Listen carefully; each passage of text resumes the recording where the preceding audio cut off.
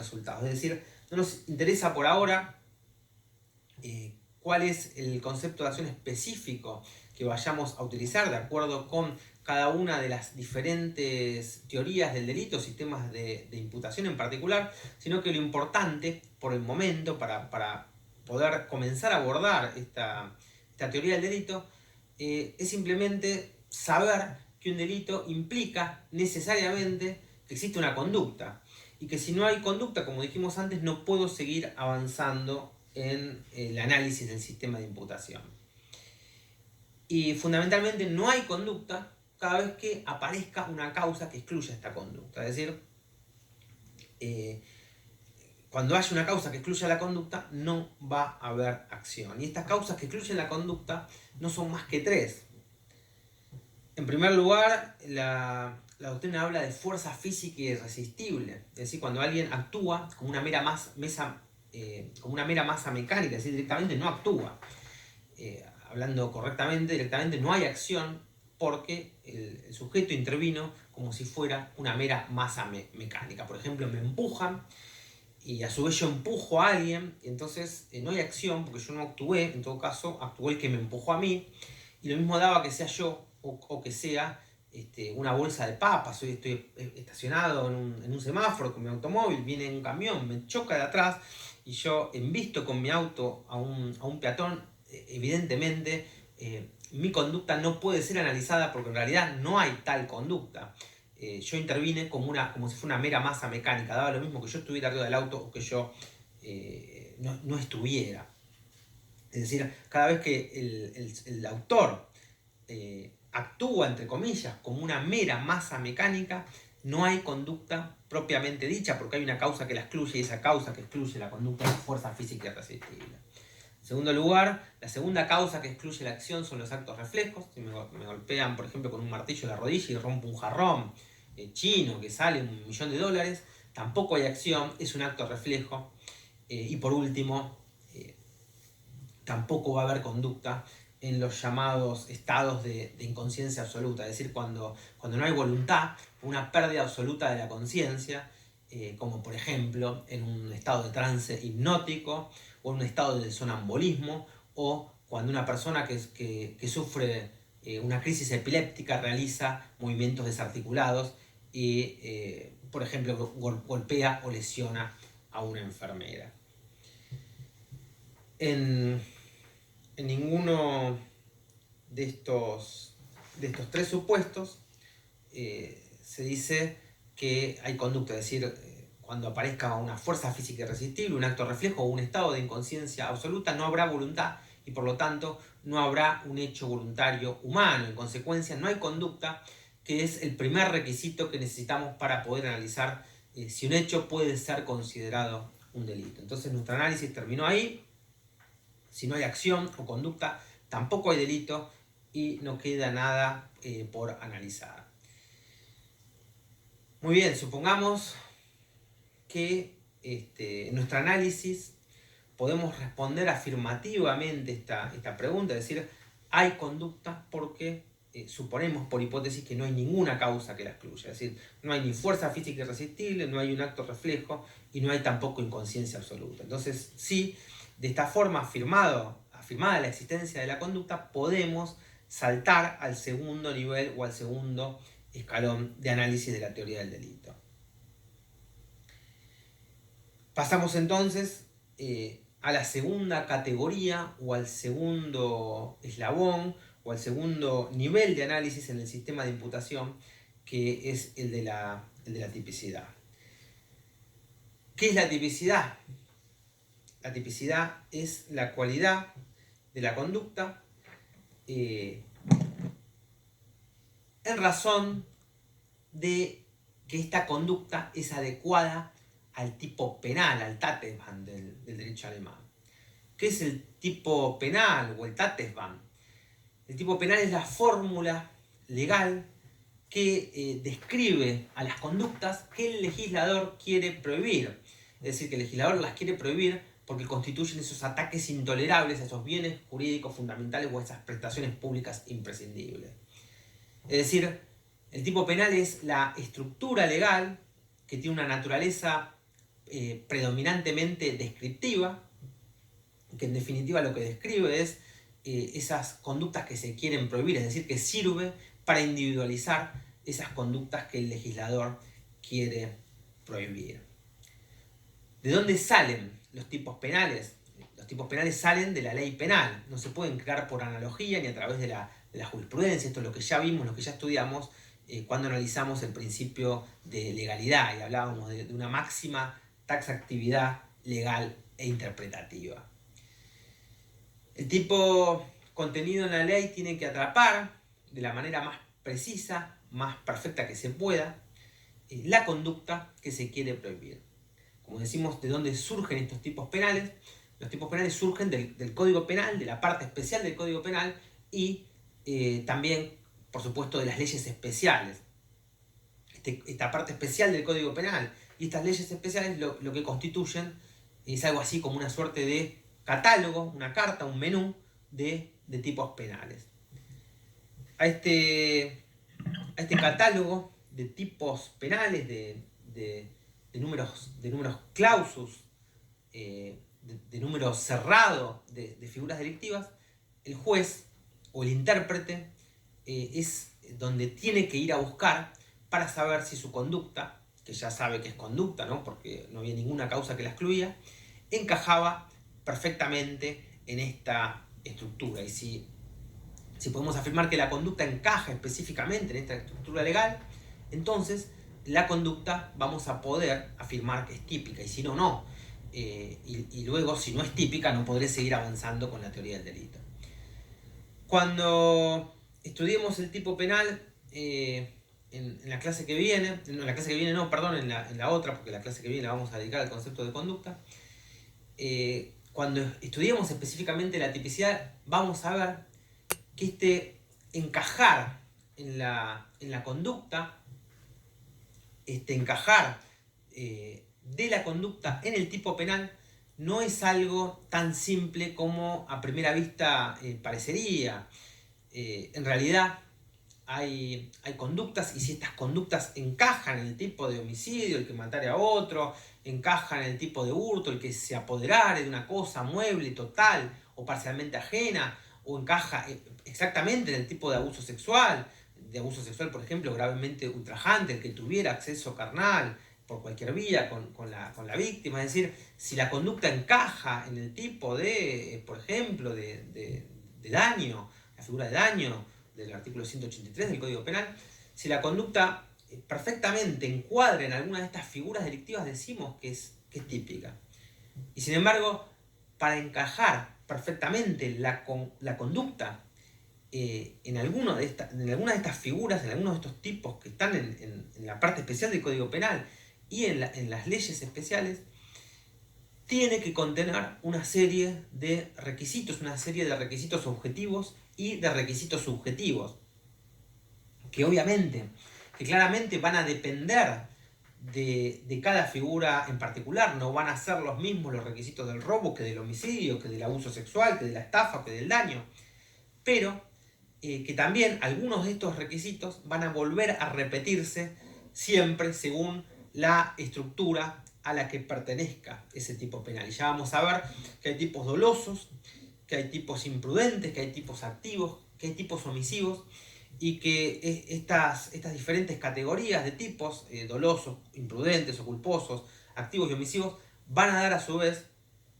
van a dar lugar a diferentes criterios de clasificación, a estas grandes 4 categorías de tipos penales, y que cada una de estas grandes cuatro categorías van a poseer elementos que, más allá de las diferencias que van a poseer cada tipo particular, es decir, más allá de las diferencias que va a haber entre el robo y el homicidio, por ejemplo, va a haber estructuras que siempre van a volver a repetirse. Todo esto lo vamos a estudiar, todo esto lo vamos a analizar en detalle al estudiar los tipos penales. Como dijimos, no la clase que viene, sino la otra, la clase que viene la vamos a dedicar al concepto de conducta, pero que en definitiva lo que importa ahora es saber que hay estructuras que siempre vuelven a repetirse, y que las estructuras más importantes son las estructuras de los tipos dolosos, de los tipos imprudentes, de los tipos activos de los tipos omisivos, y dentro de la omisión hablamos de omisión propia y de omisiones impropias.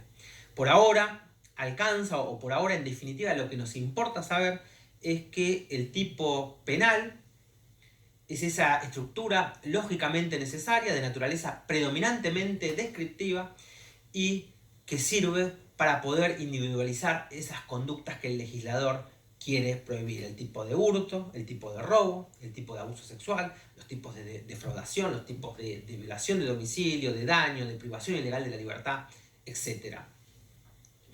Sin embargo, tampoco va a alcanzar con afirmar que una conducta es típica o que una conducta encaja perfectamente en la norma penal, en alguna de estas figuras delictivas: robo, homicidio, violación o abuso sexual gravemente ultrajante, como se denomina ahora, para decir que el ordenamiento jurídico quiere que esa conducta sea castigada con una pena, es decir, que esa conducta sea prohibida y sancionada.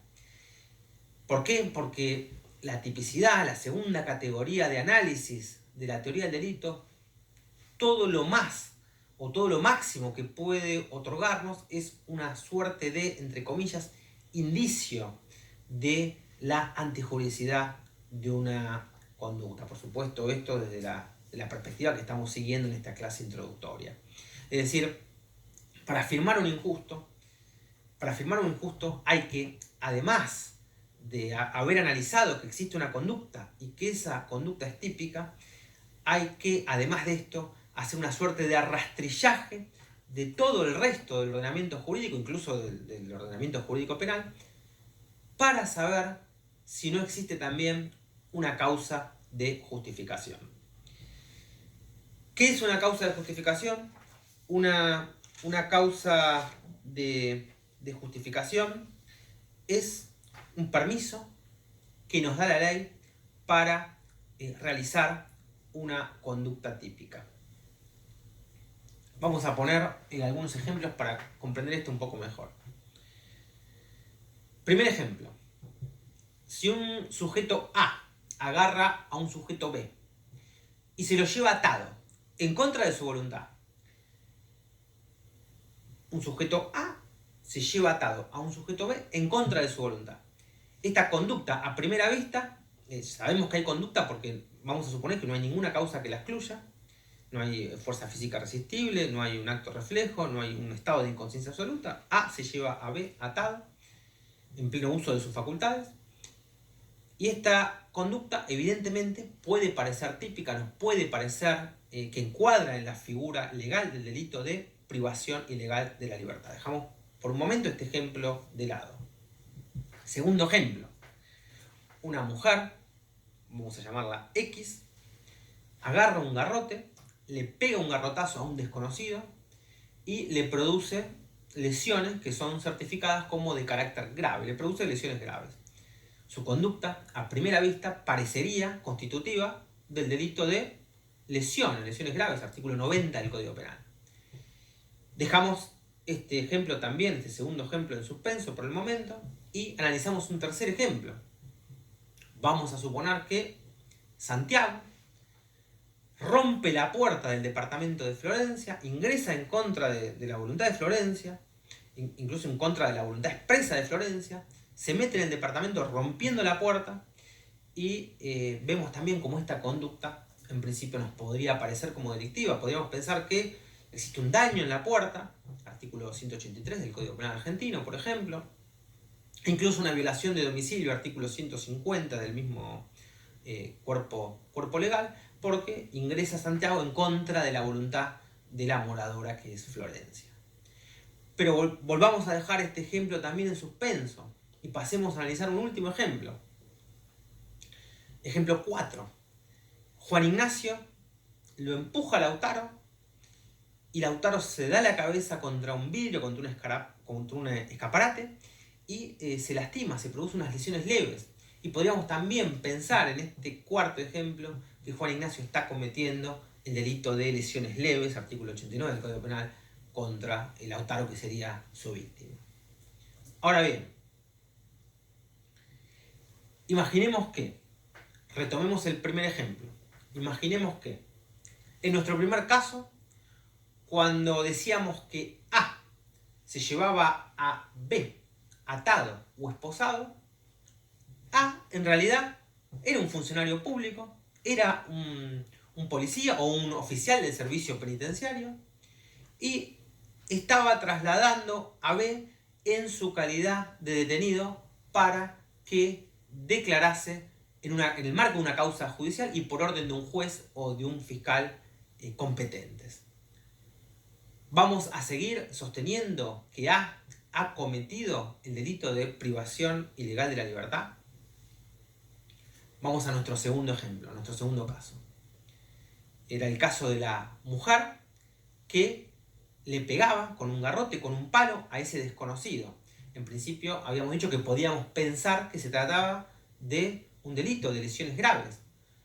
Pero ¿seguiríamos pensando que hay un delito de lesiones graves si en realidad ese hombre estaba atacando, estaba por agredir sexualmente a la mujer y ésta saca un garrote y le pega en la cabeza con la única finalidad de repeler esa agresión ilegítima? Es decir, si la mujer hubiera estado actuando en legítima defensa para proteger su integridad sexual. Ejemplo 3. El caso de Santiago, que ingresa al departamento de Florencia contra la voluntad expresa de Florencia. ¿Seguiríamos pensando que Santiago comete un delito de violación de domicilio y de daño en la puerta si en realidad el departamento de Florencia se estaba prendiendo fuego, se estaba incendiando? Y por más que Florencia no quería que apaguen el incendio, Santiago ingresaba a ese departamento contra la voluntad de Florencia, porque en realidad Santiago es un bombero del cuerpo de bomberos voluntarios y acude al departamento de Florencia en cumplimiento de su deber frente a un llamado al número 911. Por último, teníamos el ejemplo de Juan Ignacio, que empujaba a Lautaro contra el escaparate y le producía lesiones leves.